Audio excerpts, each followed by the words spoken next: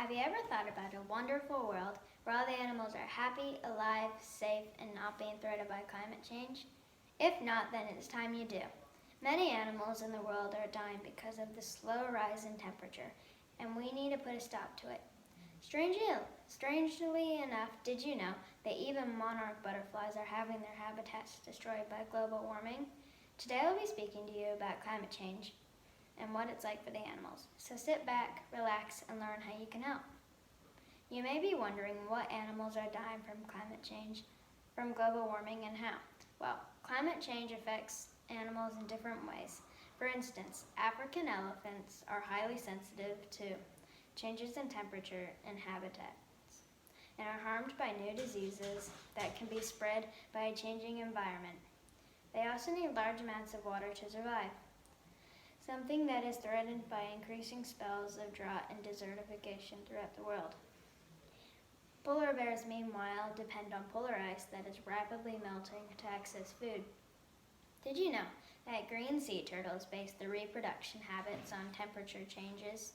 And as water heats up around the world, this fragile process is threatened. Habitat destruction.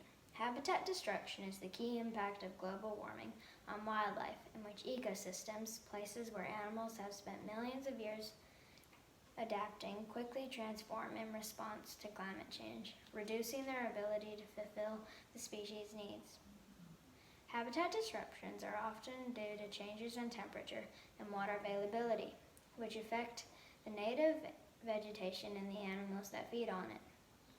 Affected wildlife populations can sometimes move into new spaces and continue to thrive. Existing human population growth means that many land areas that might be suitable for such refugee wildlife are broken apart and already cluttered with residential and industrial development. I guess you're wondering how we can reduce the effects of global warming. Here are 3 ways you can.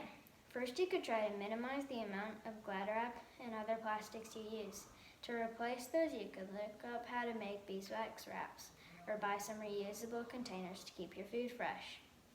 Another thing that you could do is if you live a short distance away from your school, you could bike there instead of using your car, which uses gas.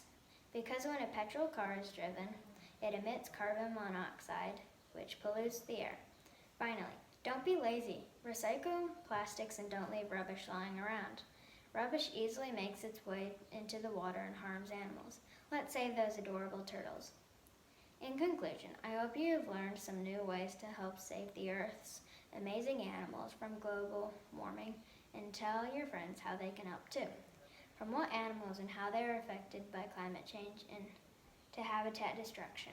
I need you to do your best to help stop global warming. Now go out there and save the animals.